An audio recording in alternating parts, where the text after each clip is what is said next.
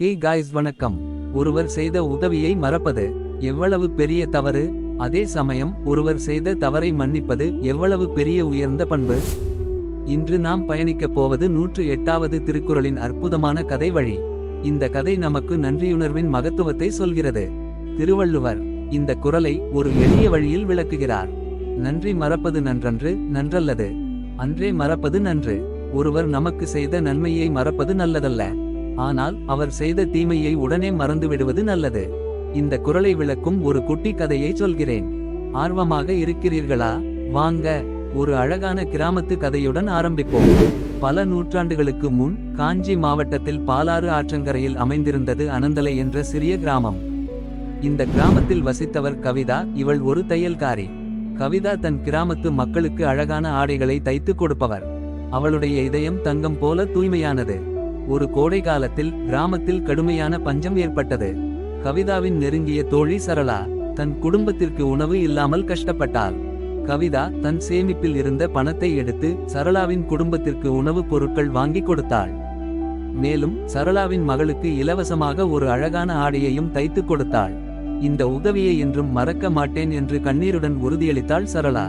ஆனால் சில மாதங்களுக்கு பிறகு ஒரு சிறிய தவறுதலால் சரளா கவிதாவை பற்றி கிராமத்தில் தவறாக பேசிவிட்டாள். கிராமத்தில் கவிதாவின் பெயர் கெட்டுவிடும் என்று பலரும் நினைத்தனர். கவிதாவின் மனம் வேதனைப்பட்டாலும் அவள் திருவள்ளுவரின் குறளை நினைவு கூர்ந்தாள். நன்றி மறப்பது நன்றன்று, நன்றல்லது. அன்றே மறப்பது நன்று. அவள் சரளாவின் தவறை மனதில் வைத்துக் கொள்ளவில்லை. மாறாக சரளாவின் மகளின் திருமணத்திற்கு மற்றொரு புதிய ஆடையை தைத்து அவர்கள் வீட்டிற்கு நேரில் சென்று கொடுத்தாள். கவிதாவின் பெருந்தன்மையை கண்டு மனம் உருகி மன்னிப்பு கேட்டாள் சரளா.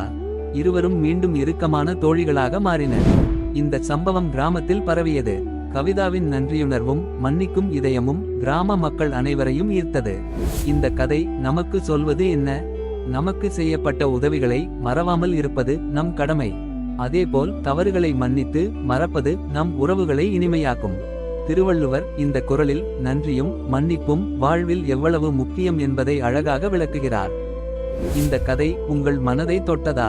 உங்கள் வாழ்க்கையில் நன்றி மறவாமல் இருந்த அல்லது யாரையாவது மன்னித்த அனுபவம் உண்டா?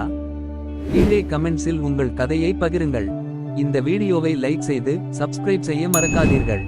திருவள்ளுவரின் இந்த குறள் நமக்கு ஒரு உன்னதமான பாடத்தை சொல்கிறது. நன்றியுடனும் மன்னிப்புடனும் வாழ்வோம். இந்த வீடியோ உங்களுக்கு பிடித்திருந்தால் உங்கள் நண்பர்களுக்கு பகிருங்கள். அடுத்த மற்றொரு திருக்குறள் கதையுடன் மீண்டும் சந்திப்போம். அதுவரை அன்புடனும் நன்றியுடனும் வாழ்வோம். வணக்கம்.